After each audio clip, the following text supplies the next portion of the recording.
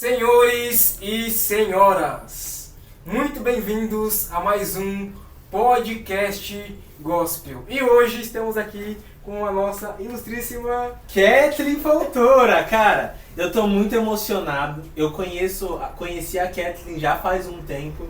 E cara, a Kathleen é uma pessoa maravilhosa. E hoje, pra mim, nossa primeira convidada, pra mim, tá sendo deslumbrante esse dia. Eu tô muito feliz, sinceramente. Meu Deus. Seguinte, galera, a Kathleen é nossa convidada e nosso primeiro podcast com testemunho que vocês vão ouvir hoje. E claro, o testemunho dela é maravilhoso. E por favor, Kathleen, se apresente. Glória a Deus, Kathleen Fontoura. Quero aproveitar também para agradecer a vocês, o Washington, o João, pela oportunidade, né, de poder falar um pouquinho daquilo que Deus fez na minha vida, né, que possa ser edificante para sua vida também, para sua casa, para sua família, que através desse testemunho, né, vidas possam ser alcançadas. Eu creio que o podcast gospel é uma bênção e vai abençoar muitas vidas, já está abençoando muitas Amém. vidas, né? Então que esse testemunho também possa alcançar aí teu coração, que você possa também compartilhar, para compartilhar essa nossa esse nosso momento de adoração a Deus, né? Sim, Quando a gente fala do que Deus fez na nossa vida, Sim. a gente está adorando a Ele, né? Reconhecendo que Ele pode fazer também na vida das outras pessoas, Com né? certeza. Então, louvo a Deus por essa oportunidade. Kathleen Fontoura, sou adoradora do Senhor, cantora, diaconisa. Tenho o projeto, sou do projeto Craco Help Sim. também, né? Creio que a gente vai falar posteriormente sobre isso. Então, gente, gratidão pela oportunidade. Ó, galera, e não esquece, o Projeto Craco Help vai estar aí na descrição, todas as redes sociais e principalmente o link do Apoia-se. Dê uma contribuição lá, eles estão sempre com trabalhos sociais lindíssimos ali na Cracolândia a todo vapor, toda semana, com ajuda de cesta básica, ajuda de qualquer coisa que você puder para esse Projeto Craco Help, que é um projeto legítimo, verdadeiro, de ajuda genuína às pessoas. Todo o dinheiro arrecadado é sempre revertido para as causas. É um valor que vocês podem depositar o quanto puderem e é plenamente confiável. E a gente fica muito feliz pelo um trabalho de desenvolvimento que é absurdo, que é muito bonito, muito bem feito, muito bem documentado. E a gente sempre preza aqui, Kathleen, por divulgar coisas que realmente fazem a diferença. Glória a Deus. E o projeto Craco Help, a gente nem sabe quantos testemunhos tem, com certeza já não dá nem mais pra contar. E é um projeto que o Senhor com certeza vai continuar abençoando muito. Amém. Eu E creio. a gente crê nisso. Amém. Galera, seguinte, nossas redes sociais estão aqui embaixo, tanto a nossa como a da Kathleen. E você pode ir lá e segue muito a Kathleen, marca ela lá. Depois você vê esse vídeo aqui, marca ela lá, começa a seguir ela no Instagram também.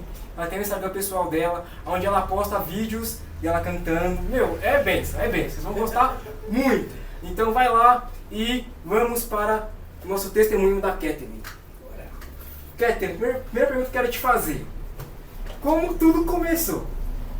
Família, estrutura de família, até você vir para esse mundo e falar, pô, minha vida começou e daqui pra frente é isso. Essa questão de a gente voltar lá atrás para tentar entender, né, os motivos que levou, né, que me levou a chegar onde eu cheguei, é muito importante, né, porque muitas vezes as pessoas acham que às vezes a condição da família que, né, da que a pessoa vive, que realmente levou ela naquela situação, não, né? Então assim, eu me recordo que com 14, 15 anos, eu tinha muita curiosidade, muita, cara, sabe, assim, de querer, nossa, olha aquela menina tá fumando, deixa eu, sabe, fumar, aquele negócio. Eu sei que começou o interesse de descobrir, de saber como que é, o que é, nessa idade, 13 anos, 15 anos. Só que eu sempre estudei em colégio, sempre não, né? No início estudei em colégio particular e militar. Caramba! Então, assim, era tudo muito regradinho, sabe? Era do colégio pra casa, né? Brincar na rua, isso não tinha dia de semana, né? Cheguei em casa, então era muito regradinho. E de certa forma eu me sentia um pouco presa, assim.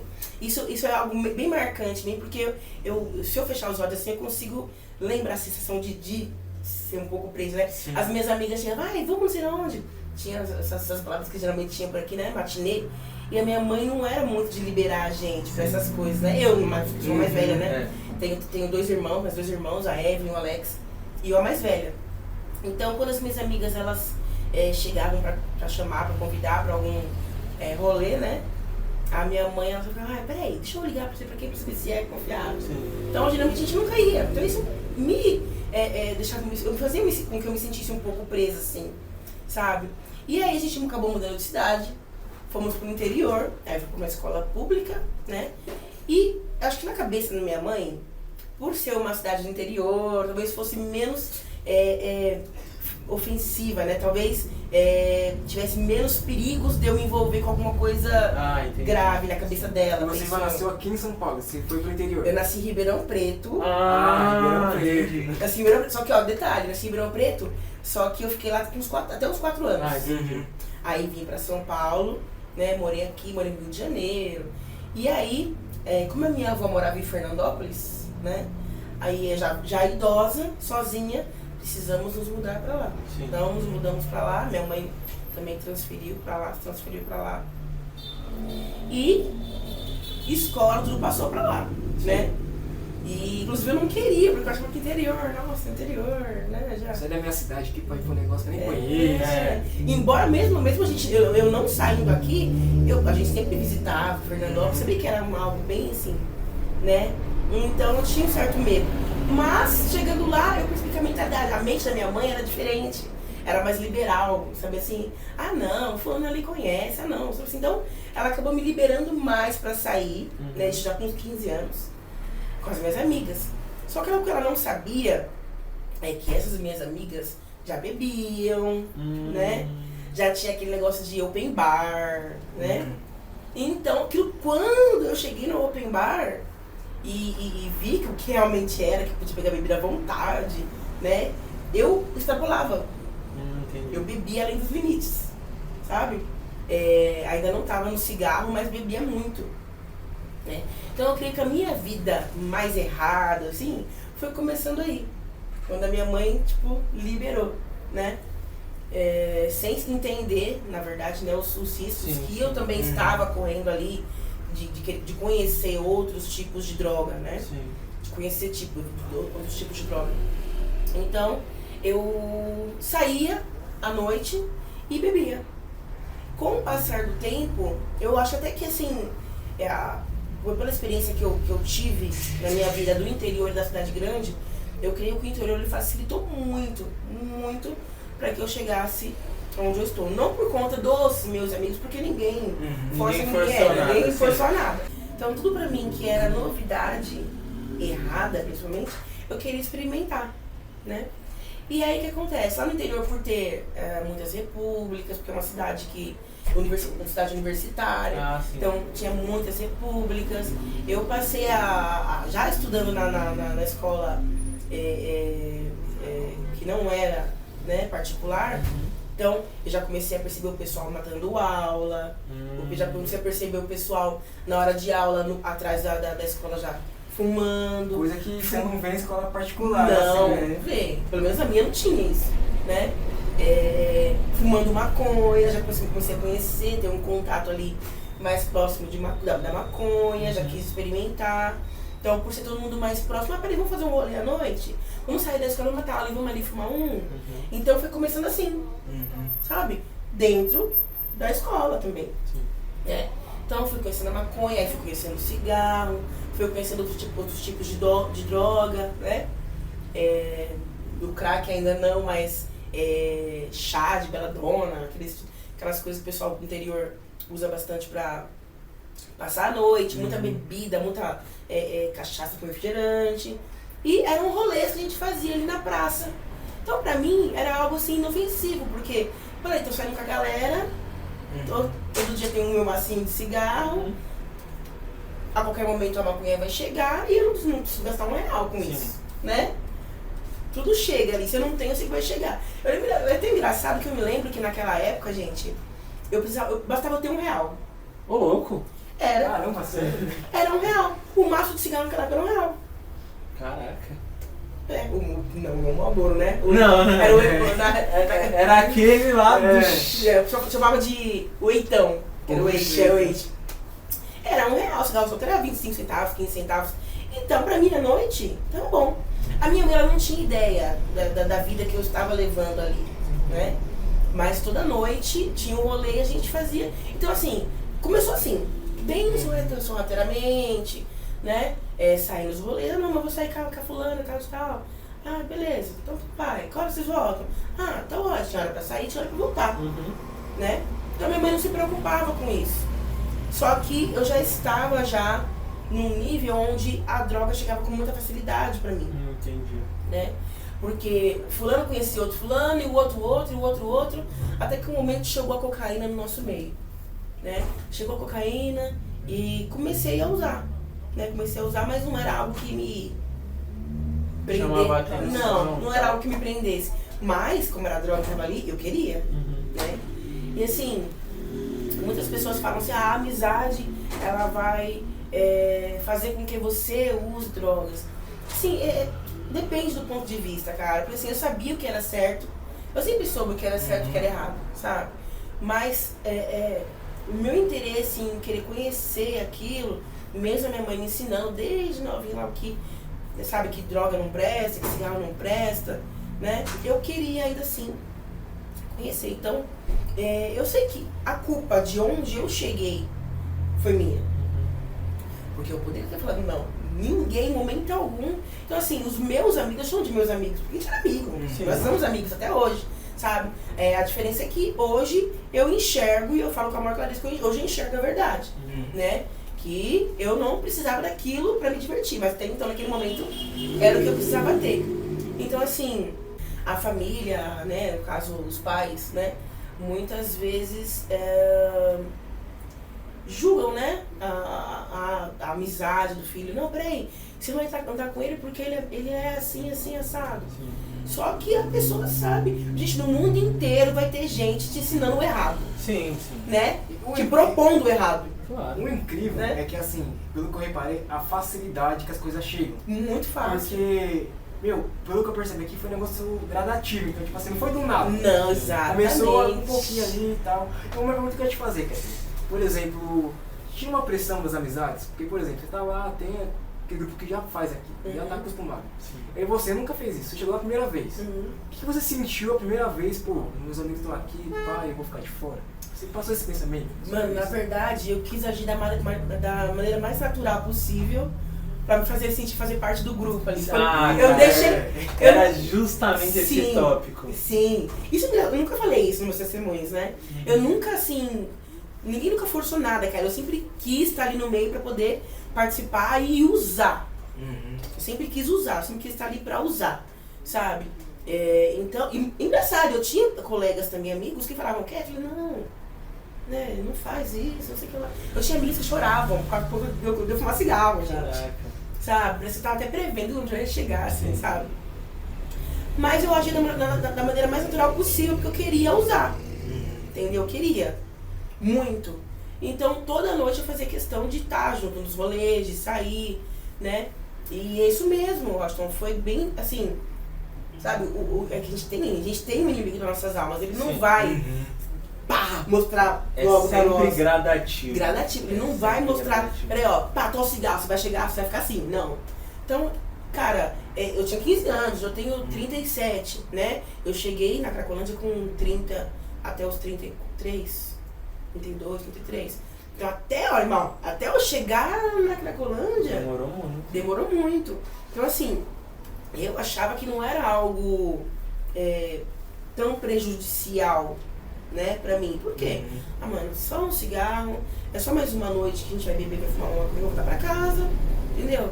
Até que um dia, até então eu falei que não tinha entrado crack, né? Em um desses rolês aí, um dos tinha o grupinho das meninas, tinha o grupinho dos meninos. Meninas, hoje não é só maconha, hoje tem crack misturado na maconha. Vocês querem experimentar, gente? Assim, ó. Desse jeito. Novidade, o olho até brilhava, assim, ó. E eu ouvi histórias, o pessoal falando assim, quem fuma crack fica assim, fica assado. Então, será que é isso mesmo? Será que esse menino, vou experimentar. E experimentei, passei mal, porque eu tinha bebido muito. Só que eu senti uma sensação diferente. Do que a cocaína eu já não tinha sentido, né? Usar álcool entrou ali. Mas chegava de peso. Caraca. Chegava de peso, gente. Né? E é assim que começa, né? Chega sempre com a maior facilidade, como você falou. E aí experimentei, senti aquela coisa, passei mal. E aí falei, nossa, eu tô apaixonada. Caraca. Só que até então, é tão nítido esse dia pra mim, assim, eu não sabia onde buscar, onde comprar, e tudo chegava pra nós. Sim. Tudo chegava, gente, tudo chegava assim, ó, né? Então, tive aquela sensação e tal, mas no outro dia nem quis saber como é que eu vou fazer pra buscar. Então, é difícil, né? Então, nem vou atrás. Nessa época aí já tinha o crack, ou ele começou a entrar... Eu creio que nessa época já tinha. É que o acesso era muito pouco, A assim. gente tava no interior. Tava no interior. O acesso ao crack era bem pouco, assim. Era mais, mesmo na minha turminha, era mais maconha, bebida, cocaína, né? Mais de leve. Então, nesse dia, quando chegou o crack, foi quando eu falei, nossa, eu já tinha escutado falar e hoje eu vou experimentar. Então, experimentei, senti a sensação, mas não sabia onde ir atrás pra buscar, né? Uma biqueira, né? Achava até que era algo, tipo, muito difícil de fazer. Beleza. E aí, fiquei ali mais alguns anos no interior, retornei pra São Paulo pra trabalhar, né? Terminei o ensino médio, voltei pra São Paulo. Falando nisso, nesse tempo que você tava lá, além das baladinhas, você vai estudar, já tava trabalhando lá, e aí o que aconteceu durante esse período? A questão de trabalho, de emprego? Então, nessa época em Fernandópolis, no interior, eu não trabalhava ainda. Eu estudava, eu fazia... 15 anos, né? 15 anos. É que fiquei, 15, foi 15, 16, 17, 18. Cheguei nos 18, né? E voltei pra São Paulo. No 18 aí você começou a trabalhar, entendi. Minha família ficou em Fernandópolis entendi. e só eu voltei. Você veio sozinha pra cá? Caraca. Sozinha. Voltei Com a sozinha. cara e a coragem. Voltei pra casa que a gente morava antes, né? Entendi. Voltei sozinha. E aí foi assim, comecei a trabalhar, meu primeiro emprego, né? Só que aí eu percebia, sempre ia pra Fernandópolis, né? E aí eu tive uma decepção amorosa.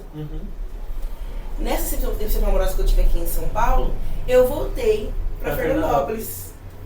Mais alguns dias, morava aqui ainda, mas voltei pra lá. Quando eu voltei pra lá, aí os meus amigos estavam pesadão no crack. Caraca. Nossa, sério? Velho. Sério. Isso foi questão de tempo o quê? 6 meses mais ou menos? Não, uma questão de 1 ou 2 anos. Entendi. 1 ou 2 anos. Entendi. Você vê como é bem demorado, né? Você é bem lento, cara. Sim. Beleza.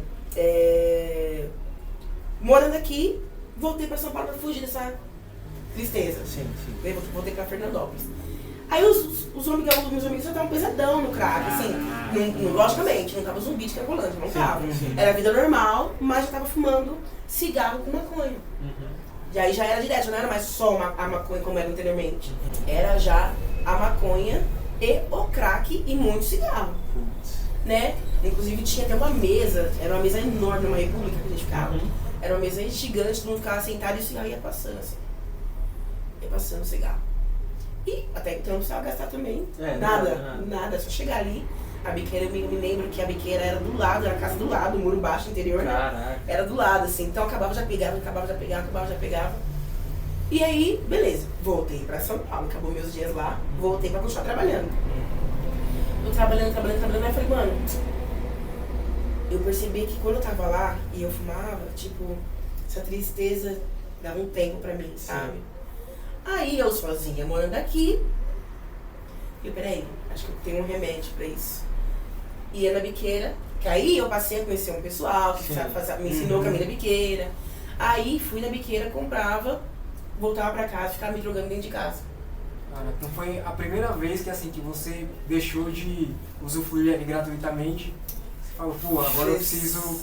Agora eu preciso correr atrás que eu preciso. Caraca, velho. Você vê como é que é? Sim. Então assim, cara, tudo muito sincronizado, assim, você vê, você não imagina que você tá subindo de nível. A pessoa ela não percebe. Sim. Né? Porque ela vai de acordo com aquilo que ela tá sentindo e o que ela acha que ela precisa naquele momento. Então, peraí, eu me lembro que eu tava lá na República com o pessoal, eu usava e, tipo, eu esqueci dos meus problemas, eu conseguia fugir da realidade. Sim. Então agora que eu tô aqui, eu preciso disso.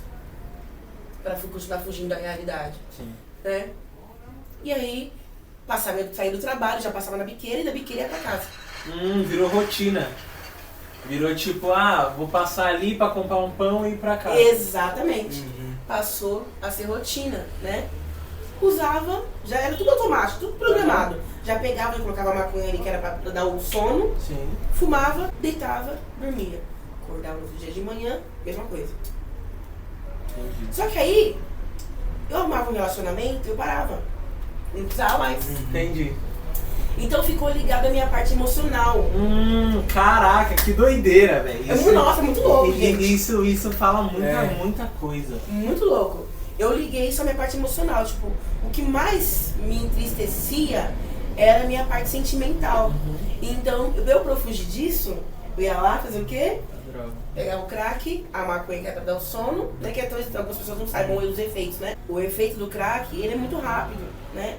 Ele dá aquela sensação de liberdade, euforia e outras coisas que eu não consigo explicar. E a maconha, ela vai dar um sono, né? Ela vai dar aquela... Relaxada. Relaxada e dar um sono. Então, já juntava os dois, que era pra eu usar, sim, aquela tristeza sair de mim e já vir o sono pra eu poder dormir e acordar pra trabalhar depois. Então, eu já fazia isso. Fazendo isso. Arrumei um relacionamento, não preciso mais, então tá de boa. Brigava, quer saber? Eu levo Caraca, pode crer. Era assim, brigar. Tem até uma música, cara, que ela é secular, mas ela é muito real. Você deve conhecer, você nasceu de berço evangélico, eu não sei, mas ela foi tocada muito aí, na minha época antes de ser cristã, inclusive eu cantei muito. É aquela... Aí eu me afogo num copo de cerveja, que nela esteja a minha solução. Então eu chego em casa um dia embriagado, vou enfrentar o quarto e dormir na solidão. Nossa, é muito profundo. Cara. É muito profundo. Você percebe que a parte emocional das pessoas, a pessoa dependente química, ela liga isso de uma tal maneira, ela busca refúgio em algo que, cara, que vai arrancar aquela tristeza dentro dela, que outras coisas não faz. Tipo assim, peraí, tô triste, vou assistir um filme no cinema. Pega um filme no cinema, você vê uma cena lá, você entende? Coisas normais, naturais da vida, elas não tiram isso da pessoa, né? Então, eu entendia que eu, usando ali o crack todo dia, não ia mais sentir aquela tristeza. Ele ia me anestesiar pra essa dor que eu sentia no meu coração, né? Então, isso foi durante anos. Então, toda probleminha que eu tinha sentimental, eu recorria ao crack. Ficava bem? Aí ficava 1 ano sem fumar, aí fumava 3 dias, aí ficava bem, ficava mais 1 ano e meio sem fumar. Só que aí chegou numa situação que quando eu percebi, já estava trabalhando, já estava em outro emprego, e uma colega minha, ela percebeu que eu já estava, né, num nível um pouco mais avançado. O que acontece? Um dos primeiros motivos é a parte sentimental, né? Só que depois, tudo passa a ser motivo. Qualquer coisa Passa a ser motivo. Peraí, não é mais, não tô triste com ninguém sentimentalmente, né? Mas eu, tô aqui sem fazer nada. Pode crer. Ou peraí, tem uns 10 reais ali sobrando, não tenho o que usar, mas eu quero gastar com alguma coisa. Vou pegar uma lá, entendeu? Então, tudo passou pra mim a ser motivo. Aí eu trabalhava num lugar aqui, até próximo de casa, e era de madrugada. À noite, madrugada eu ficava sem fazer nada. Nossa, madrugada é onde o negócio ferve. Madrugada é um embaçado, madrugada. Aí Aí eu falei, quer saber? Aí eu já passava na biqueira, ia pro trabalho, quando dava um certo horário, madrugada, eu usava até 6 horas da manhã. Chegava em casa, dormia, vida que segue, no outro dia a mesma coisa. Só que é tudo cronometrado, né? E tudo, são só 4 pedras pra tantas horas, acabou, volto. Então eu conseguia administrar a quantidade de droga que eu ia usar pra tal período. Eu tinha esse controle, certo? Acabou, vou dormir. Só que chegou um momento na minha vida, que nesse mesmo emprego, uma das meninas percebeu, falou assim, Kathleen, se você continuar assim, você fica com aqueles mendigos, aquelas pessoas moradoras de rua, que fica se drogando 1, 2, 3, 4. Eu falei, imagina, você tá louca, eu? Ela fala que não, né? Imagina, eu nunca vou chegar nessa situação. Porque você pensava, é só recreativo. Exatamente. Entendi. Foi questão de... Como foi, uma curiosidade que eu tive, a relação do seu trabalho? Pô, você saía, você consumia à noite e depois você tinha que trabalhar. Como é que era, pô, chegar lá, aí depois chegar em casa à noite e estar sozinho, assim, tipo, batia aquela solidão, pô, um momento que você não tinha, por exemplo. Pô, não tenho, já aconteceu você não ter dinheiro pra comprar e... Não. Sempre No começo não, no começo sempre tinha. No começo sempre tinha... Por quê? Por que sempre tinha no começo? Porque eu consegui administrar. Você colocava no orçamento. Eu já colocava. Caraca, no mano, orçamento. isso é muito Sim. profundo. Né? Isso Já, é muito já profundo. colocava no orçamento, ó. Tanto é pra isso, né? Inclusive, nesse processo todo, eu fui tendo perdas, né? E a pessoa não percebe, mas ela fica levemente descontrolada. Nesse meio tempo que eu trabalhava, eu saía do trabalho e passava na biqueria pra casa, eu, final de semana, eu fazia algumas loucuras. Vou pegar o carro e vou pra Fernandópolis. Daqui até Fernandópolis são 600 km. Caraca. Então, sem dormir, pegava droguinha e ia. Louco, velho. Isso. 600 km. 600 km. Só que o que aconteceu uma dessas vezes? Eu dormi no volante, o carro rodou, quase morri. Caraca, meu! Quase morri. E aí, não sei como, consegui chegar em Fernandópolis, né? Liguei pra minha mãe, pro meu irmão e tal, enfim. Mas pulando essa parte. Consegui chegar e tal, mas foi uma das loucuras que eu cometia. Eu cometia pequenos, sabe assim, pequenas loucuras. Sabe? E até então era normal. Ah, só peguei e dormi. Ah, normal! Quase morreu! Quase morri. Mas a pessoa, ela já tá assim, ela perde a noção, gente. Perde a noção da gravidade das coisas. Entendi. Entendeu? Então assim, aí eu perdi meu carro. Aí meu carro ficou lá em Fernandópolis pra arrumar e eu tive que voltar pra continuar trabalhando. Sim. Né? Então eu fazia todo esse trajeto a pé. 600 km? Não. Não, você Tá tá bom? bom. tá. Eu queria acreditar um negócio desse, cara. O meu carro, por ter que ficar lá em Fernandópolis, eu ia trabalhar com ele sempre. Sim. Eu passei a ter que trabalhar a pé. Entendi. Por quê? A minha situação financeira estava comprometida, porque eu já estava gastando bastante com o crack, tive que tirar um pouco para arrumar o carro, então, né? E aí, eu precisava andar 1h30 da minha casa até o serviço, para ir, e 1h30 para voltar. Eu fazia todo esse trajeto. Ia 1h30 para o trabalho, passava na pequena e ia para casa. A pé, fazer isso. Caraca. Então, eram 3 horas de caminhada todo dia. Coragem, viu? Coragem. E loucura, assim. Muita Porque coragem. eu poderia pegar um ônibus se eu parasse de comprar droga. Ah, caramba, isso é muito relevante, cara. Né? Eu poderia. Só que eu não conseguia mais. E sabia que eu não podia abrir mão da droga, porque era ela que ainda me... Sabe? Sim. Então, assim, a pessoa que é dependente química, que já está dependente, ela não percebe, mas ela começa a cometer pequenas loucuras, coisas desnecessárias, né? Então, passou esse tempo, saí desse emprego, né? E aí, peguei meu carro de volta. Sim. Aí, passaram os anos, peguei o carro de volta. Foi aí que eu fui trabalhar nesse outro emprego, que a menina falou assim, Kevin, se você continuar assim, né? Você vai ficar igual essas pessoas moradoras de rua. E aí, passaram-se uns 6 meses, eu saí desse emprego, fui morar em um outro bairro bem distante da zona sul de São Paulo. E daí eu já não tinha o que fazer. Ah, não tenho o que fazer, o carro tá aqui, eu tô aqui. E aí eu passei a me drogar todos os dias dentro do carro. Eu rodava São Paulo. Caraca, meu. Eu rodava São Paulo usando droga, sabe? E a primeira vez que eu percebi que eu já tava muito dependente foi assim. Eu falei, poxa, peraí. Aí eu lembrei da menina falando, nossa, se eu continuar, você vai ficar 3 dias. Igual que esses caras ficam 3 dias andando na rua. Quando eu percebi, eu já estava 6 dias dentro do carro. Caraca. Gente, quando eu percebi, sabe quando você dorme e acorda? Sei. Tipo assim, nossa, passou 6 dias. Assim. Caraca, Deixa eu velho. perguntar uma coisa. Eu ouvi, né, falar, não sei se é verdade. Quando você usa muita droga, você fica, a fome passa, não sente vontade de comer, nada disso? Sim, não sente, cara. Caraca. Pra falar que não sente, chega um nível que você, que nem quando eu ficava na Cracolândia, né? Na Cracolândia eu ficava 7 dias sem comer.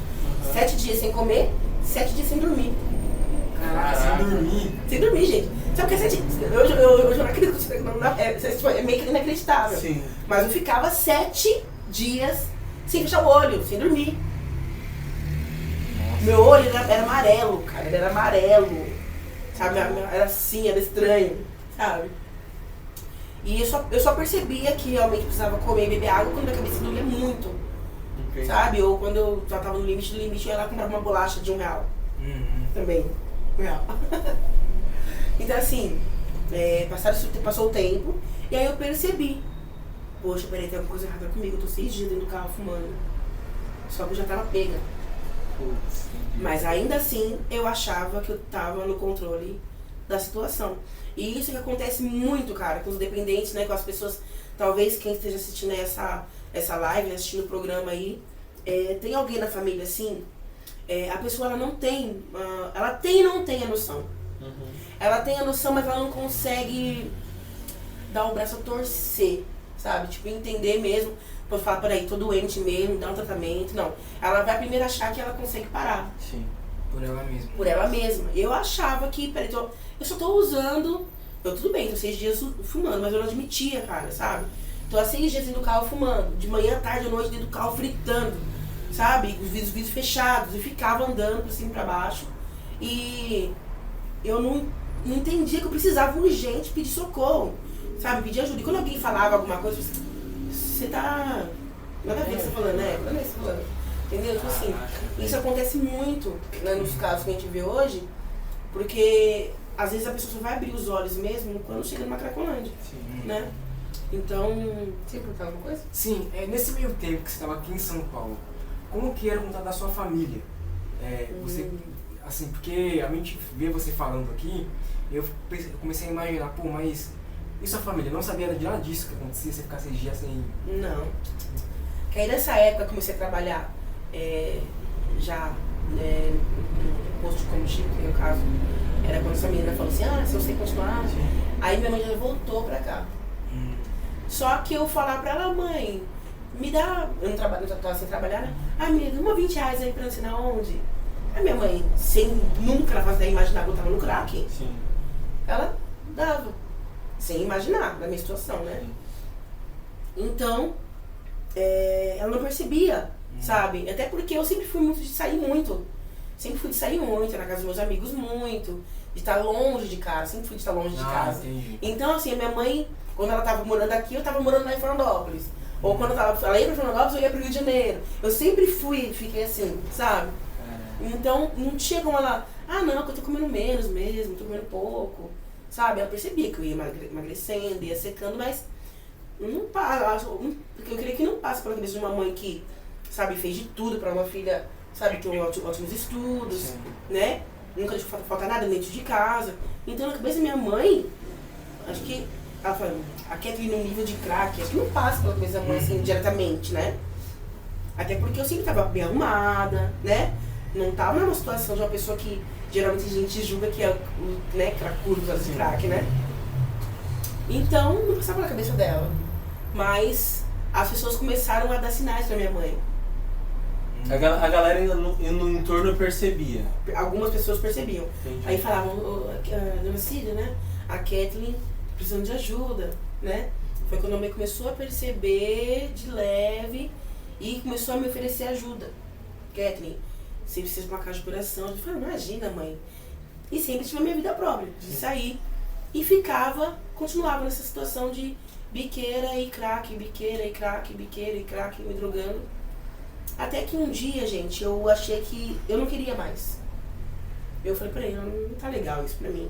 Eu quero voltar a trabalhar, quero voltar a ter uma vida. Eu vou voltar pro Rio de Janeiro. Porque lá no Rio de Janeiro eu trabalhava, ganhava meu dinheiro e eu não pensava em prova. Então, eu vou voltar pra lá. Voltei pro Rio de Janeiro e cheguei lá. Eu falei, vou arrumar um emprego, né? Cheguei numa casa de uma amiga minha. E do lado, ela usava maconha, né? Falei, quer saber, ela usava maconha? Eu vou só pegar uma ali nessa biqueira que ela pega maconha.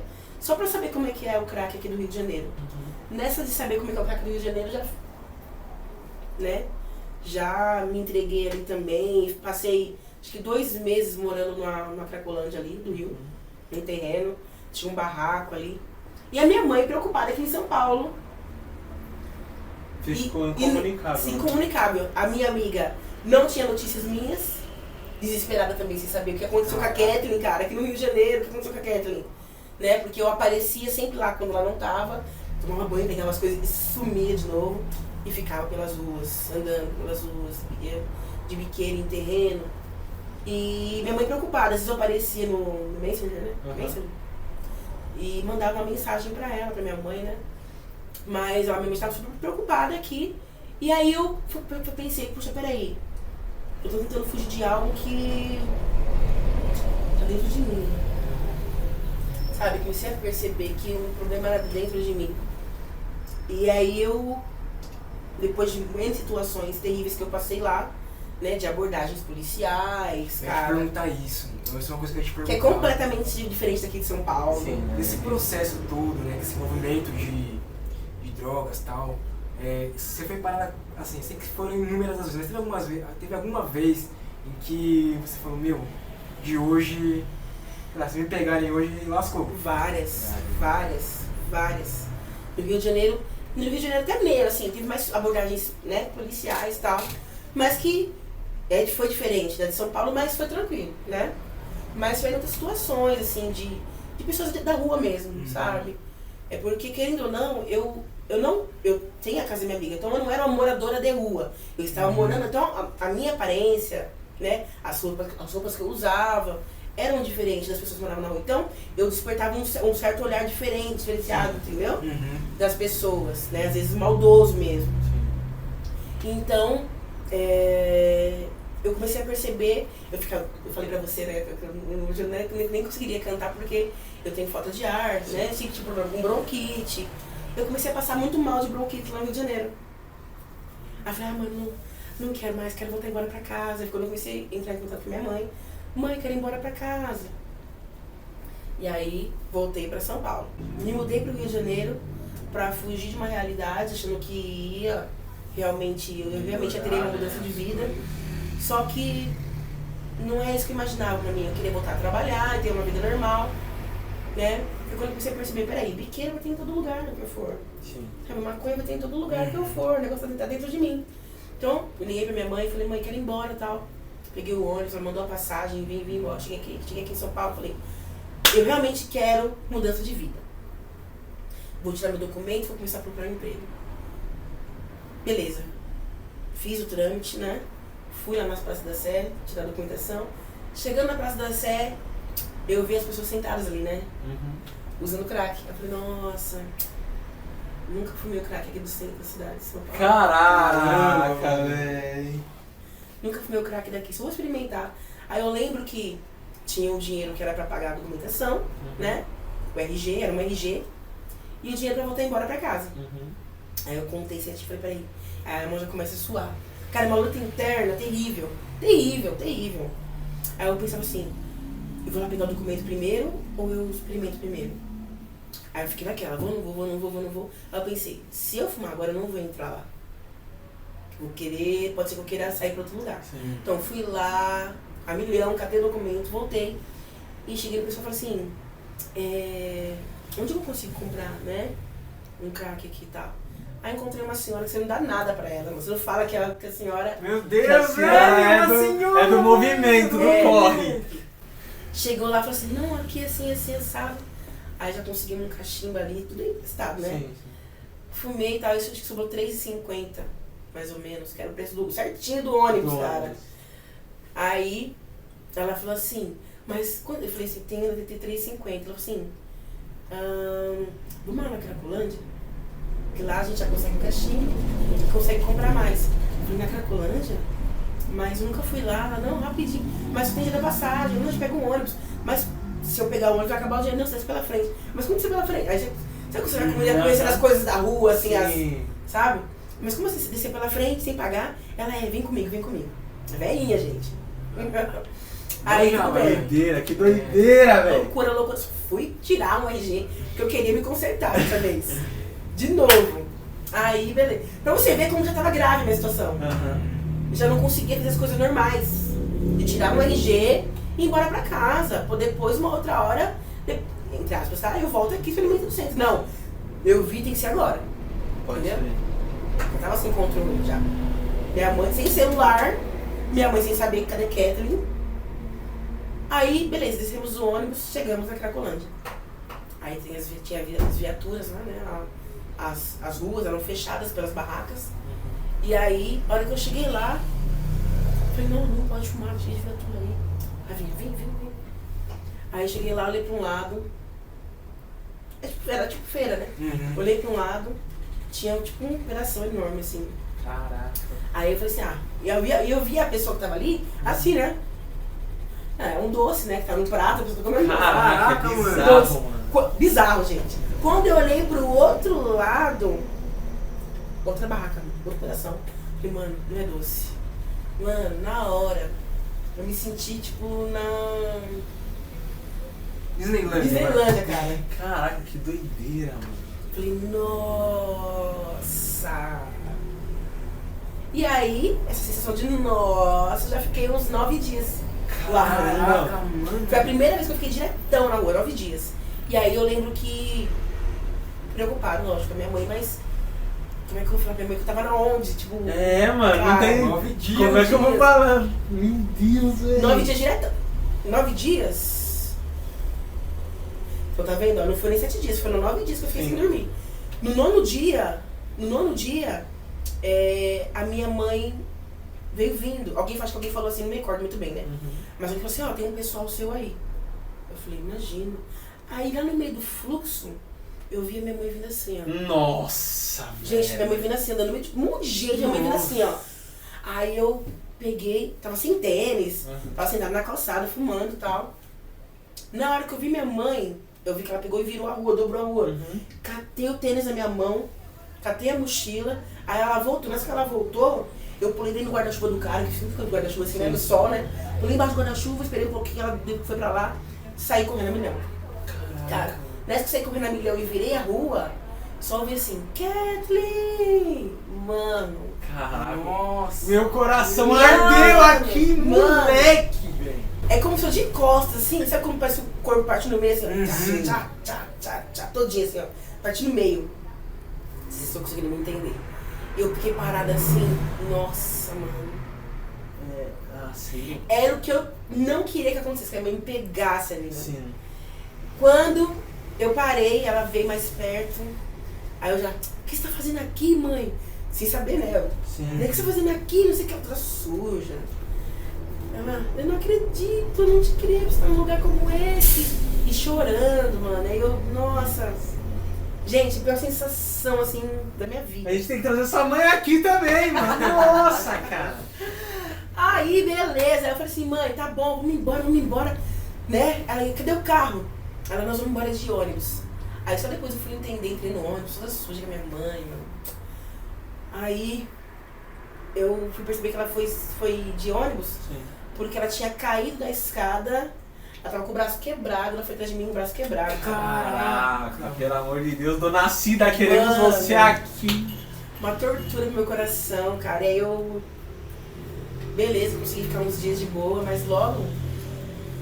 Ah não, mãe, eu só vou ali no orelhão, só vou ali. Aí já começou tudo de novo, ela já sabia onde eu estava, sabe? Toda vez ela já sabia que eu tava lá. Então direto ela ia atrás de mim. Diretão. Só que eu mentia ainda assim, né? Falava pra ela que não, que tava ali, né? Mas ela via toda vez que eu chegava que eu estava na Cracolândia, só que ela sempre ia atrás de mim. Sim. Gente, nessa época de Cracolândia, de comecinho, pra mim tava muito bom. Muito bom, assim, entre aspas, né? Muito bom porque eu mentia pra minha mãe que eu tava em tal lugar, elas até acreditavam, porque eu tinha amigos que não usavam crack, sim. né? Então eu falava, mãe, tá em tal lugar e tal. Então ela não achava que eu tava diretão na Cracolândia, né? Mas eu já estava. Então pra mim era bom, por quê? Eu queria voltar antes de eu conhecer a Cracolândia. Sim. Eu já estava sem emprego, mas eu queria usar. Como que eu fazia pra usar? Sim. Né? Eu comecei a vender minhas coisas. Caraca, mano. Comecei a vender tudo que eu tinha. Gente, vendi acho que 5 ou 6 celulares. Caraca, velho. Celulares. Então, é isso que eu te pergunto, como é que você fazia quando você não tinha um dinheiro? Então, nessa época, antes da Cracolândia, eu sempre tive. Aham. E assim, eu tenho um pai, meu pai é falecido. Sim. Eu recebi uma pensão desse meu pai falecido, né? Que os meus irmãos já não têm mais direito porque eles estavam na lei antiga que fez 18, Sim. perdia, e eu fiquei na lei que se eu casar, eu perco a pensão. Isso até hoje, né? Então, Deus é incrível, cara. Eu já sabia que eu podia chegar nesse nível. Assim, não que Deus facilitou para que eu usasse, não é isso. Mas, se eu não tivesse essa pensão, eu tava pensando nisso, acho que ontem, ou hoje, eu tava pensando nisso. Se eu não tivesse essa pensão, eu creio que eu não estaria aqui. Entendi. Porque eu já teria tentado de tudo pra fumar. Então, assim, o que eu fazia na época que eu não tinha dinheiro e tinha a pensão, que era pouco, eu tava morando numa cidade que eu tinha que pagar aluguel.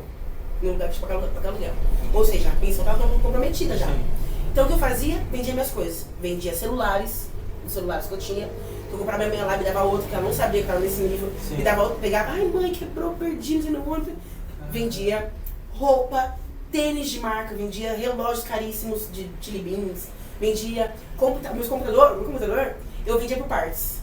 Caraca, velho! Primeiro ia lá, acabou o dinheiro, aí vou lá na biqueira. Lá ia eu com os CPU. Ai, acabou o dinheiro, acabou a droga. Lá ia lá com o monitor.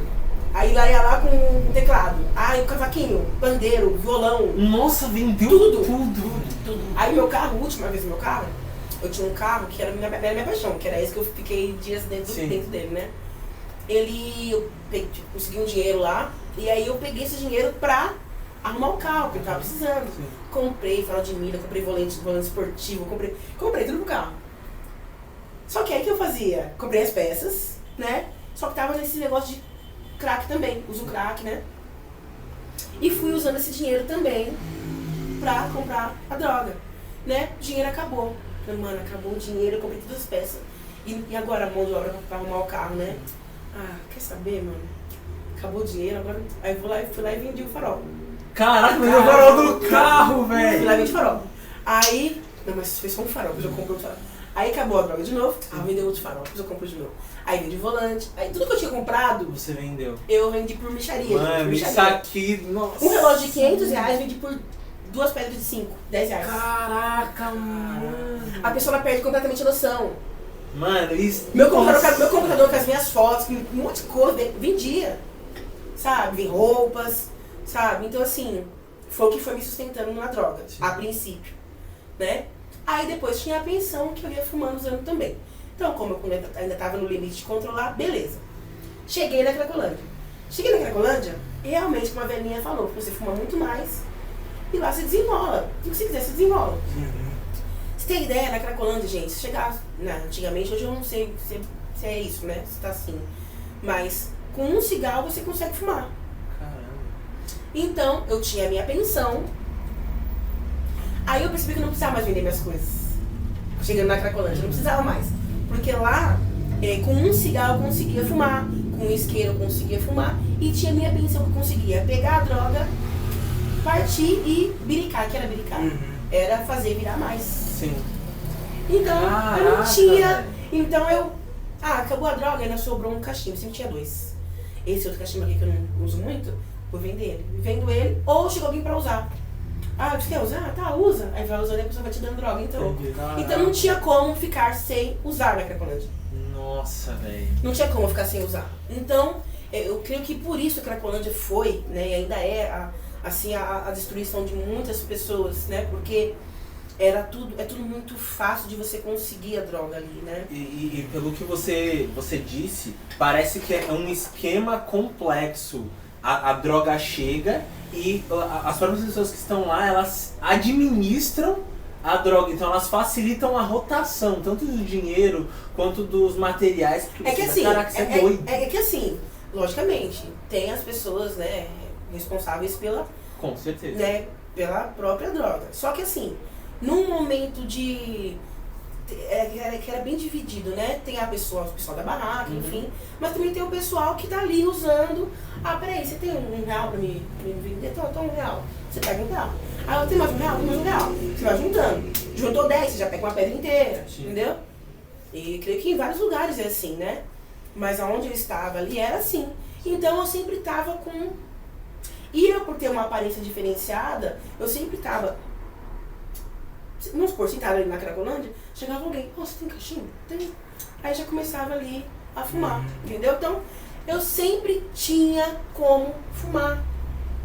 Aí às vezes eu aguentava 3 dias no osso, porque eu sabia que daqui 3 dias eu ia receber a pensão. Então eu já atravessava a rua, pegava o dinheiro e já começava tudo de novo. E ficava. Foram assim quanto tempo? Foram 3 anos assim. Só na Cracolândia. Só na Cracolândia. Então foram 3 anos assim. Então assim, eu falo que Deus, eu sei. Às vezes as pessoas falavam pra mim assim, Deus tem uma obra na sua vida. Eu não enxergava isso, sabe? Todo mundo fala isso pra todo mundo. Ah, Deus tem um negócio na sua vida. Né? Parece que até que é meio clichê, né? Que tá falando pra falar isso pra todo mundo, mas não. Deus realmente tem uma obra na vida de cada um, né? E eu não acreditava, né? Então, hoje eu vejo, peraí, eu sei que a questão de ter uma pensão facilitou muito, assim, pra eu não praticar atos piores, né? Que eu via muita gente fazer ali, né? Então, assim, cheguei a roubar, vou falar que não, já cheguei a roubar, mas era algo que não tava dentro de mim, assim, então, assim, como eu te falei, minha mãe sempre ensinou que é certo e errado. Mesmo assim, na vida do crack, isso fica na nossa cabeça, sabe? Só que num momento de, nossa, mano, não tem, se não tem que fumar, não tem, vamos ali fazer um corre comigo, rapidão. E aí foi a única vez que eu fiz, aconteceu esse negócio de roubar e tal, né? Mas não era algo que tava dentro de mim, o que eu gostava de fazer, não. Fiz ali uma vez e beleza, tudo bem. E aí, continuei mantendo, né? Virei cigarreira. Que é cigarreira? Ah, cigarreiro! Aqui, leva o cigarro e pega a droga em troca, né? Ou vendia suco ali mesmo, porque a Cracolândia era uma cidade. Sim. Né? A Cracolândia era uma cidade. Então, consegui comercializar várias coisas ali no meio. Né? Isqueiro meia-vida, isqueiro fim de vida. Tudo que você imaginar, até o vento, se bobear, você comercializava ali. Sim. Então, eu fui conseguindo me manter. Percebi que eu não precisava vender nada. Aconteceu de eu perder muita coisa, porque você tomar banho, troca de roupa, você sai de casa com roupa assim, né? E aí, eu comprava uma mochila lá mesmo, e aí às vezes no descuido perdia a mochila, né? Ou alguém pegava. Então assim, tava bom ainda pra mim. Tava de boa, gente, tô aqui na Cracolândia, todo mundo meu amigo, claro. Só que nesse vai e vem, de casa, aí eu passei ir pra casa, as pessoas passaram a me resgatar, engravidei inclusive, a minha gestação inteira do Heitor foi na Cracolândia, né? Inteira, cara, inteirinha, né? Eu lembro, deu lá, assim, e depois tinha até muito medo de quando ele nasceu. Mas que eu te perguntar, nesse momento que você tava lá, né, com o seu filho, você pensava nisso, pô, meu, eu tenho um filho, tô aqui. No começo eu não queria. Ter filho. Porque eu queria continuar naquela vida. Sinceramente, eu queria continuar. Então foram passando os meses. Só que foram passando os meses, eu fui vendo que não dava mais pra voltar atrás. Que eu realmente tinha que sair dessa vida. Sabe? Então eu falo assim, Deus sabe o que faz. Então, sabe, eu creio que a minha gestação, querendo ou não, me deixou diferente na Cracolândia. Tipo assim, eu já usava, mas eu usava meio assim, sabe, meio que não querendo. Meio que não querendo, entendeu? Mas era mais forte que eu. Era muito mais forte que eu, sabe? Então, às vezes um dia do chá de bebê, tem uma vez, um dia do chá de bebê, a minha prima apareceu lá com meu tio, que eu tinha consulta no mesmo dia, cara, sabe? Eles já prestes a nascer, eu tava ali. Então a gente foi assim, muito triste, sabe? Aí começou eu a lutar contra mim. Aí foi como foi começando aquela luta. E eu saí da Cracolândia, as pessoas me levavam pra igreja. Aí começou. Aí começou, Caraca, gente. Aí começou. Antes de você falar dessa parte da igreja, eu quero uma análise que eu fiz assim, vendo a sua história. É comentar que às vezes as pessoas veem o agir de Deus só depois do acontecimento. Perfeito comentário. Só que não, cara.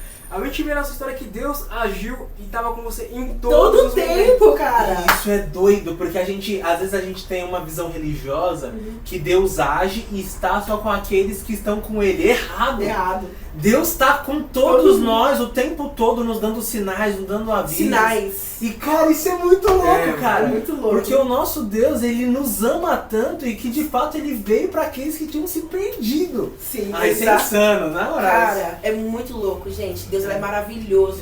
Eu não enxergava isso. Eu sabia que existia Deus, né? Assim, Jesus, né? Mas não sabia quem era quem, né? Mas saber que existia Engraçado, isso que você falou é tão real, cara, que Deus ele sempre esteve com a gente desde, sabe, de quando a gente era nada. Eu me lembro, só voltando rapidinho, que quando eu era criança, a minha mãe, ela se tornou evangélica, tipo, na minha infância, mas, assim, eu nunca tive, assim, algo de algum aprendizado referente ao evangelho, né? Mas alguma coisa dentro de mim fazia com que eu tivesse um certo respeito por Deus. Sim. Mesmo sem saber quem Ele era. Por que eu falo isso? Eu sempre gostei muito de música. Então, antigamente tinha aqueles radinhos, né? E eu me lembro que toda vez que eu ia mudar de estação e tava passando alguma coisa falando de Deus, eu tinha um temor, cara, eu pedia licença pra Deus. Mas isso, ninguém me ensinou isso, ninguém nunca falou nada disso pra mim. Eu simplesmente tava dentro de mim, assim, sabe? Então eu pedia licença e só depois que eu mudava de rádio, sabe? Então eu creio que isso já era do próprio Deus. Já tava comigo ali, ó. Com certeza. Entendeu? E já sabia que eu gostava de música, que eu tava procurando ouvir música, sabe? Inclusive até o primeiro louvor que eu ouvi foi aquele da Aline Barros, que foi numa rádio também, que era o Sonda-me, ó. Nossa, olha meu coração, prova-me os pensamentos, vê se há em mim algum caminho. Olha aí, Nossa, na hora. E guia-me pelo caminho eterno. Então assim, eu nem sabia o que eu ia viver, cara. Eu já tava cantando, sabe, som do meu... Nossa, gente, é incrível. Ela já tava cantando a sua história. E foi o primeiro louvor que eu ouvi que me impactou. Sim. Foi esse, né? Aí a minha mãe se tornou evangélica, começou a ouvir aqueles louvores congregacionais, né? Não há Deus maior, os louvores, né? Clássico. Claro, os clássicos. E isso, gente, foi ficando em mim. Outra coisa que eu acho muito importante pra quem tá assistindo, né? Existem coisas que você não vai poder fazer porque estão fora do teu alcance, né? Mas existe um Deus que pode todas as coisas. Então, às vezes a gente não sabe como agir, mas Deus, como foi falado, Ele dá sinais, Ele dá estratégias, e uma delas é o louvor. Sim. Então, a minha mãe colocava louvores dentro de casa sem saber o que a gente ia passar na nossa casa, nossa família. Mas aquele louvor que tocava naquele ambiente ali na minha casa, na minha sala, já estava ministrando o meu coração e me preparando para algo que eu ia viver futuramente que eu nem sabia que eu ia passar. Poxa, por exemplo, uma situação difícil na minha casa. Enche a sua casa de louvor. Deixa Deus, Ele caminha no meio dos louvores, deixa Deus trabalhar. Então, assim, não sabe como agir? O louvor é uma ferramenta que tá fácil aí na sua mão. Sim, com hoje certeza. muito mais fácil do que antigamente. Muito mais. Porque antigamente você tinha um radinho. Era um rádio, era aparelho de som. Hoje não, você liga lá no YouTube, todo mundo tem internet. Você liga no YouTube, você procura o louvor que você quiser. Eu, pra conseguir ouvir de novo a Aline Barros, nem sei quando... Tinha que esperar passar de Nossa. novo na rádio. E que rádio que era. É. Então assim, hoje a gente tem tudo na nossa mão. Eu creio que o inimigo hoje, ele ataca muito mais as famílias. Eu percebo isso porque Jesus está voltando, então, com certeza, consequentemente, as coisas vão piorando. Só que também, Deus, Ele vai preparando, né, estratégias e armas para que a gente possa lutar contra isso. Então, hoje a gente tem a internet. Sim. Hoje na internet você consegue ouvir lá uma oração, você consegue ouvir o louvor que você quiser, você consegue ouvir, você não enxerga, você vai ouvir a palavra, né, falada. Então, a gente tem nas nossas mãos. Tem meios, recursos. Tem meios, recursos. Então, na sua casa, você não sabe talvez como lutar, mas essas são uma das estratégias que Deus está te dando nessa noite. De você buscar o Senhor, talvez em oração, mas coloque o louvor na sua casa. Você vê que algo vai começar a mudar. Então, a minha mãe, sem saber disso, ela fazia, né? E aí, gente, com o passar do tempo, engraçado, só voltando rapidamente aqui também, eu nunca contei meu testemunho assim, então pra mim tá meio assim. Eu vou lembrando. Pioneiro aqui, galera. Eu vou lembrando de fatos que, assim, o testemunho que eu costumo contar na igreja, que é resumidamente, não é totalmente, vocês vão ver que é totalmente diferente. Sim. Então, assim, eu tive desejo de aprender a tocar violão, né? E aí, com 15 anos, engraçado, antes de eu ir pra Fernando, 15 anos, né? Aí minha mãe foi lá e comprou um violão pra mim e eu aprendi sozinha. Caraca! Autodidata, velho. Entrei no quarto, comprava aquelas revistinhas, não tinha internet. Comprava aquelas revistinhas com cifra E comecei lá, não sabia, nem sabia o que era louvor, né? Mas tinha aqueles sertanejos, né? Leonardo. Comecei a pegar as músicas que eu gostava e a tentar vir pra ele, o dó é assim. Aí meu irmão zoava. Que da hora, mano. Aí meu irmão zoava, você não sabe. Aí eu fechava a porta e ficava. Sem saber também que o meu ministério, ele ia iniciar por causa do violão. Tá maluco, velho! É muito profundo, é nossa. Muito, gente, é muito. Deus. Gente, e aí o que acontece? Beleza. Aprendi a tocar de ouvido. Nossa. Lendo a cifra e o ouvido eu conseguia tocar várias músicas que eu quisesse ali. Tudo bem. Comecei a tocar na escola, enfim, beleza. Aí passaram todos esses anos, caí na Cracolândia. Aí um certo dia, de não me aguentar mais, o Heitor já tinha nascido com meu filho. Eu comecei a usar desculpa, né? Como a minha mãe teve que pegar a guarda dele, eu já quis colocar isso como desculpa pra poder voltar a usar. Mas assim, gente, sinceramente, talvez algumas pessoas vão julgar até meu comportamento. Eu era uma pessoa dependente, completamente dependente, química, que não tinha noção real daquilo que eu estava fazendo, ou até vivendo, das minhas atitudes. E por isso que eu não julgo, por isso que a gente vai atrás mesmo daquelas pessoas que estão na Cracolândia hoje. Porque eu sei o que eu passei, o que eu vivi, o que eu sentia, mesmo com o cachimbo na mão, às vezes eu não queria estar fumando e tava ali, sabe, lutando contra mim mesma, sabe? Então assim, a minha mãe, eu fiquei sabendo que a minha mãe ia ter que ficar com a guarda do Heitor, e eu não queria aceitar isso. Peraí, como assim? Até no meu filho, porque quando ele nasceu, eu lembro que eu falei que no começo eu não queria muito, né? Mas quando ele nasceu, gente, que eu olhei pra ele, cara... Carequinha, velho. Nossa, que meu isso saiu dentro de mim mesmo, sabe? É que vocês não são, cara, vocês são pais, desculpa. Vão ser pais, né? Em nome de Jesus. Mas assim, quando uma mãe que sente aquilo na barriga, né? O neném na barriga, mas quando ele sai e você... Poxa, peraí. É meu? Sabe? É meu, dentro de mim. É algo surreal, gente. Sim. Sabe? Então quando eu vi, eu realmente senti vontade de parar total. Sim. Total mesmo, sabe? Só que quando falaram que eu ia perder a guarda dele, aí eu já, não, é rebelde, né? Sim. Era rebelde. Aí eu já, não, isso não aceito. Quer saber? Então cuida dele então, você, com a minha mãe. Sim. E aí, voltei com 15 dias, voltei pra Cracolândia. Né? Continuei aquela coisa toda. E aí foi quando eu percebi que eu já não tava mais a mesma Kathleen, né? Pelo fato de sair da Cracolândia e ir pra igreja, com o Espírito Santo estar trabalhando, e também porque eu via que eu tinha um serzinho em casa que eu queria cuidar, só que eu não tava conseguindo cuidar nem de mim mesma. Sim. Então o que eu comecei a fazer? Olha o meu cérebro tentando me enganar. Eu ia pra Cracolândia, porque eu sabia que eu tinha que ir, eu tinha que fumar. Mas o que eu fazia? Em vez de pegar minha pensão e gastar tudo comigo, o que eu fazia? Passava na loja, comprava roupas mesmo pra ele, comprava fralda, comprava sabonete, comprava tecido e colocava naquela mala. A minha mala, sabe o que era a minha mala? Era aquela mala de entregador de pizza. Sei. Era essa minha mala. Então eu enfiava tudo ali, fralda, pacote de fralda, enfiava tudo ali dentro. E continuava usando droga, então eu ficava andando pra cima e pra baixo aquilo, com aquela coisa. Só que nos vacilos que eu dava, dormia, cochilava, eu perdia, mano. Então, perdia. Legal. E toda vez acontecia isso, eu fui percebendo, poxa, não tá dando certo do meu jeito. Não tá dando certo do meu jeito. Eu tô tentando,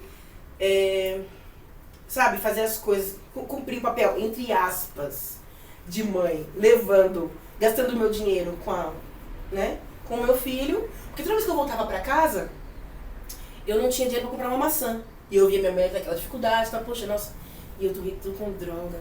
Aí eu passei a comprar as coisas antes, mas comprar a droga também. Sim. Só que eu perdia. Aí eu falei assim, poxa, não tá dando certo do meu jeito. Quando minha mãe falou assim, Kathleen, você precisa se tratar. Sim. Eu não aceitava ainda, assim, porque eu achava que eu tava tentando buscar formas na minha mente de juntar o crack e mais uma vida normal. Sim. Como era no começo, que eu consegui administrar. Sim. Só que já tava totalmente sem controle, né? Por quê? Porque eu já não conseguia mais ficar, não, vou comprar 4 e vou usar até tal horário. Não. Pra mim, enquanto eu não cansasse, enquanto eu não passasse mal, enquanto eu não... Meu corpo já esgotado, 7, 8, 9 dias, já não aguentava mais de andar, eu não queria parar de fumar. Então eu só parava de fumar, eu só voltava pra casa quando eu tava esgotada completamente. No limite, Então, né? no limite. Quando eu tava no meu limite, não no limite do dinheiro, né? E às vezes quando eu tava no meu, às vezes no meu limite mesmo, com falta de ar, não, mais uma. Gente, terrível. Sim. Né? Então assim, cheguei a fumar no cemitério também, né? Viver dentro do cemitério me drogando também foi uma das vezes que eu quase morri. Que Deus, eu posso contar isso, gente? Deve! Deve! Gente, eu falei pra vocês que eu sempre tive crise de falta de ar, né? Sim. Um desses dias, eu dentro do cemitério, que é próximo de uma biqueira, comprei a droga e tô ali, já um dia fumando. E aí chegou na parte da noite, dentro do cemitério. E aí tô eu andando dentro do cemitério à noite, pra poder sair do outro lado da avenida pra chegar numa farmácia pra comprar uma bombinha. Sei. Inclusive a bombinha foi o meu primeiro cachimbo. Nossa! Caralho. Aquela bombinha do Aerolim, né? Foi meu primeiro cachimbo.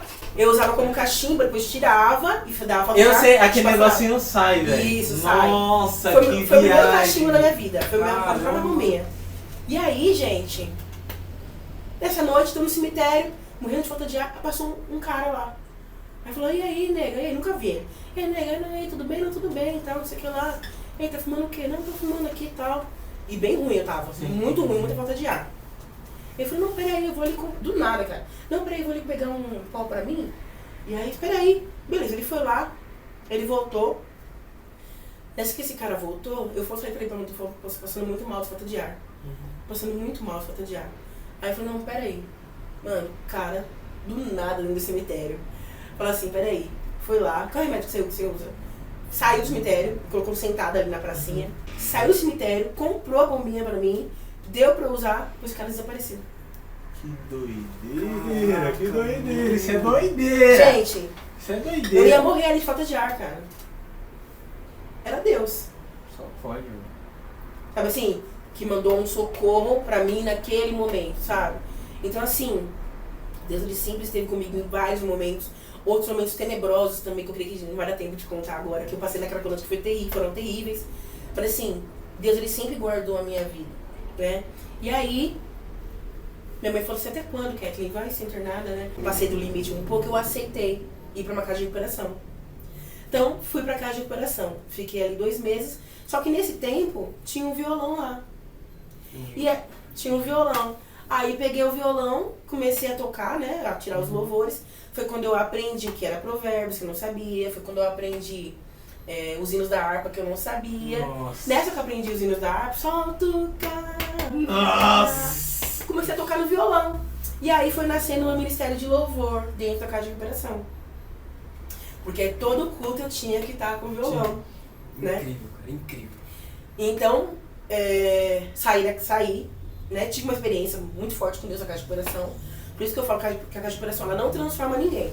Mas é um momento muito importante que a pessoa precisa ter ali para ela se fechar com Deus, né? E buscar, mano, socorro ali. Que ela vai estar desligada de conta, de problemas que tem aqui fora. Não é pra fugir da biqueira, não. É pra ela tentar se conectar e encontrar com Deus. Então eu fiz isso. Eu busquei a Deus naquele momento. Eu tive uma experiência muito maravilhosa com Deus. E tirou do meu coração o desejo mesmo de querer fumar. Caraca. Só que aí, ainda assim, eu tive um problema na casa e saí da casa de recuperação. E voltei pra Cracolândia. Mano, já não era mesmo o que eu queria. Já não queria mesmo estar ali. Só que a vontade, o gosto vinha na minha boca, sabe? O corpo pedia, né? O meu corpo pedia. Só que eu, Kathleen mesmo, eu já não queria mais. Sabe, quando eu já não me aguentava mais. E a outra coisa que eu sempre conto no meu testemunho é que, como uma vez quando eu parei, eu olhei pra mim, lembra que eu falei que no começo da Disneylandia era legal, pá? Foi ficando chato, porque eu sabia já que eu tava fazendo mal pra minha família, pra minha mãe ficando doente, minha mãe chorando, a família inteira já estava sabendo, já tinha um filho. Então foi pesando na minha mente, de uma tal maneira. E aí quando eu parei, eu olhei pra mim, eu tava deitada naquelas caçambas de lixo verde, sabe? Você deve ter ouvido eu já falar sobre isso. E deitada ali no lodo, sabe? Com os pombos e tal. E eu parei, eu olhei pra mim e falei assim, tudo que eu já fui um dia, eu já sou um lixo. De tudo que eu já tinha vivido na minha vida, os trabalhos que eu tive, os cursos que eu já tinha feito, a minha família, as viagens. Eu sou um lixo. E as pessoas passavam por mim, me chamavam de lixo e cuspiam em mim. Nossa. Sabe? Então eu me afundava mais ainda, assim, no chão, sabe? Só que eu sempre falo isso, eu sei que naquele momento, quando todo mundo falava pra mim que eu não tinha valor, né? Creio que Deus falava assim, talvez pro mundo você não tenha valor mesmo, pra mim você é preciosa, né? Então, hoje eu enxergo isso, né? Que enquanto todo mundo, né, me julgava, né, me xingava, me pisava, me cuspia, Deus, ele tava me vendo ainda como um tesouro precioso pra ele, né? E aí passaram os dias, continuei na Cracolândia, já tentando achar, né, que a minha vida era ali mesmo, que eu ia morrer ali mesmo. Eu entrei num quarto de hotel, tinha tudo que eu gostaria de ter. Cocaína, crack, maconha, coisa. Já pegava quitão, né? Fazia aquele kit bomba, né? Inclusive várias vezes tentei me matar, tentei fazer o uso de uma grande quantidade para poder se dava alguma coisa em mim. E não dava nada, não acontecia nada. E aí, beleza, entrei no quarto de hotel. Cara, se isso não é Deus, eu não sei o que é, velho. Porque o nível de profundidade, de complexidade que a gente vê em relação ao cuidado de Deus, sim, em cada detalhe, sabe? Cada detalhe. Em cada passo, porque a Cracolândia é um lugar muito perigoso, você poderia ser violentado, ser esfaqueado a qualquer momento por causa de droga, pega a roupa, sabe? Você fica, caramba, cada... Gente, isso é tão real, tô até me arrepiando aqui, eu lembrei agora de um senhor, era um amigo meu que tinha na Cracolândia, ele falou assim pra mim, eu não sei como você tá aqui até hoje sem um arranhão. É, velho, lógico. Ele que morava ali, ele falou pra mim, eu não sei como você tá aqui até aqui hoje sem um arranhão. Aí eu mesmo não sabia. Pra mim é porque todo mundo vai com a minha cara. E gente, eu nunca, eu não falei, né? Aconteceu de eu furtar, mas as pessoas de fora. Nunca fui de roubar nada de ninguém, ou de, né, de enganar alguém, assim, nunca fui disso. Então, o que eu queria simplesmente ter a minha droga pra fumar. Era o que eu não queria tirar de ninguém. Então, só que o inimigo, ele já queria destruir a minha vida. Entende? Então, teve um culto em casa, fiquei acho que uns 3 meses boa, saí da restauração, fiquei uns 3 meses boa. E uma pastora, muito amiga minha que caminhou comigo, inclusive a Alice Garcia, ela falou assim, Kathleen, eu não queria falar, mas eu vou falar. Eu sonhei que se você voltar pra lá, eles vão armar pra te matar. Não as pessoas que estão lá, mas o próprio inimigo, né? Caraca. A gente tem um inimigo nas nossas almas. Sim. O próprio inimigo, ele vai armar pra te falar, imagina, chego lá, nega, imagina. Gente, eu voltei lá, realmente, a situação tava virada. Quem falava comigo já não falava mais. Quem falava nele já me olhava torto assim. Eu percebi que tinha um negócio espiritual ali muito forte, diferente. Foi quando eu fui, e outras situações graves que aconteceram, que eu fui percebendo que realmente o plano espiritual, ele existe, né? Aí eu fui passando a acreditar mais ainda nas coisas de Deus, né? Os livramentos que, assim, que não tinha como eu sair viva dentro do cemitério, estava cercada, ou dentro mesmo, né, nas ruas aí, enfim. Então, eu fui passando a acreditar nisso. E aí, depois que eu saí da casa de recuperação, né, o pessoal, eu voltava pra casa, o pessoal me levava pra igreja. Chegando na igreja, tem alguém que toca violão aqui? Nossa. Ô, Kathleen, desculpa, sabe o que eu tô lembrando aqui? A questão do violão, cara. Davi era o cara que tocava harpa. Sim, e aí ele foi tocar pra Saul. Tem alguém que precisa tocar aqui pra Saul? Nossa, gente, cara, é assim. É forte. Tem como falar que é Deus. Não tem como falar que é Deus, gente. Não tem como. Foi aí que eu fui entendendo que realmente existe um Deus, né? Mas que existe um Deus, mas também que existe um plano espiritual que quer ver a minha morte, né? Então, assim, eu comecei a louvar direto nas igrejas. Aí começaram a surgir as agendas. Cara, foi algo muito assim, muito atropelado. Tipo assim, Deus já me tirou, só que ele foi usando o louvor, o violão, pra eu, sabe, ir saindo aos poucos, inclusive daquela escuridão. Sim. Então tudo que tinha, a Kathleen no violão, a Kathleen no louvor, a Kathleen assim. Então, aí eu passei a ter recaídas, mas recaídas leves. Sim. Tipo assim, eu já tinha recaído, eu tô 3 dias, já voltava pra casa. Aí depois 2 dias eu voltava pra casa, até que ficou 1 dia, voltei pra casa. Aí diminuiu, nunca mais voltei. Só que assim, só que o louvor, cara, o louvor ele foi assim, o violão foi o que foi me projetando pro meu ministério. Porque às vezes tinha um pessoal que me acompanhava, eles não podiam me acompanhar, eu tinha agenda. Então ia quem? Kathleen, o violão. Então eu fui criando meu ministério. E aí surgiam as agendas, aí comecei a congregar, me tornei ministra de louvor, né? Fui aprendendo mais sobre a palavra de Deus. E aí fui chegando já Hoje, sim. Ah, tá maluco. Olha, seguinte, a gente quer que você volta aqui de novo. Sim. Que você Muito faz mais coisa pra contar, muito detalhe. É muito detalhe, A né? gente quer que você depois fale dessa parte, como é que foi depois que você entrou na igreja. Você falou Sim. um pouco resumidamente aqui. Mas eu quero que você traga para a pessoa que está assistindo, que você está passando por isso, que você passou por isso. Sim. Então você tem a autoridade de falar e uma mensagem para as pessoas que passam por isso, que estão assistindo esse vídeo nesse momento, que muitas vezes está começando, indo por esse caminho. O que você tem para falar para as pessoas? E o mais legal disso é que a gente fala no podcast que o que é o pecado, né? O pecado ele é um estado de consciência. Uhum. E o que você trouxe confirmou muito o que a gente sempre conversa, que é um estágio de consciência obscura que a gente se encontra. É muito mais do que a pessoa é maligna. Muito completamente errado que essas igrejas, não, porque fulano tá lá, fulano é maligno, ele tá todo... Não, ele tá sendo enganado. Sim. Entender... E acorrentado ao mesmo Isso, tempo. cara, e entender isso, a gente pega o evangelho e entender o que de fato é. Uhum. Da forma que ele nos solta. Sim. E é fascinante, sabe? Então dá um recado lindo aí, pelo amor de Deus. Isso. Primeiro conselho, não entre, não seja curioso como eu, né? E se você for, você sabe que, né, eu creio que Deus hoje, ele, por mais que eu não tenha falado tudo, né, que aconteceu na minha vida desde o momento que eu entrei nas drogas, eu creio que Deus, ele foi bem claro aqui, em tudo aquilo que a gente falou, conversou, que, cara, não tem outro caminho, né? O inimigo, ele quer senão roubar, matar e destruir, né? A gente tem um inimigo das nossas almas, né? O inimigo, ele não quer te ver bem, né? Então, assim, vai ser devagar, não vai ser da hora, da mesma forma que eu tive, né, que eu caí, cheguei na Cracolândia, houve um processo para isso, né? A gente falou que foram anos.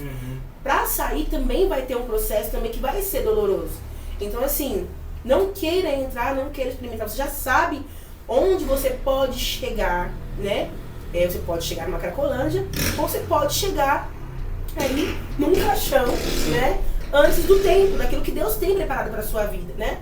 Assim como a sua mãe, o seu pai, para quem, né, de repente está pensando em entrar nessa vida, ou já está caminhando nessa vida, Deus, ele tem um plano para todos nós, né? Só que as consequências, elas vêm. Deus, ele perdoa, ele é amor, sim, mas ele também é justiça. E as consequências dos nossos erros, das nossas falhas, das nossas decisões, elas vêm, né? Eu poderia não estar aqui ou estar aqui pela metade, sem uma perna, sem um braço, sem um olho. Eu poderia estar aqui sim, né? Ou ter perdido alguém da minha família, que houve muitas vezes, Deus nos livrou de situações perigosas por conta da minha vida, da vida que eu levava, né? Porque o inimigo, ele não brinca também. Então, assim, por amor a Deus, por amor à sua família, por amor à sua vida, prefira, né? Tem um louvor do Thales Roberto que fala assim: eu escolho Deus. Nossa! Eu escolho ser amigo de Deus. Escolha Cristo todos os dias da sua vida, sabe? Escolha Cristo, escolha seguir os caminhos de Jesus todos os dias da sua vida. O mundo, ele vai oferecer, ele vai te dar de bandeja, sabe? Porque tá tudo aí, sabe? O caminho largo é fácil a gente entrar, mas o caminho estreito realmente é mais difícil. E é necessário que a gente aprenda a esperar com paciência no Senhor. Talvez você tenha perdido uma namorada, um namorado, um esposo, uma mãe, e isso tenha entristecido o seu coração, e talvez você queira buscar refúgio em algo do mundo, sabe? Algo que vai suprir a sua necessidade somente naquele momento, porém, Deus, ele te dá a certeza da vida eterna, né? Da salvação, daquilo que é eterno, daquilo que é, sabe? Daquilo que não vai acabar assim, depois que a fumaça se for, ou que a cocaína, sabe, derreter no seu nariz, vai acabar e você vai voltar com os mesmos problemas, talvez com mais problemas ainda. Então, assim, escolha Jesus, escolha Cristo, escolha servir a Deus, escolha buscar os caminhos do Senhor, escolha viver aquilo que Deus tem pra você, escolha passar pelo processo de Deus, porque você passando pelo processo de Deus, sabe que no final tem vitória pra você, né?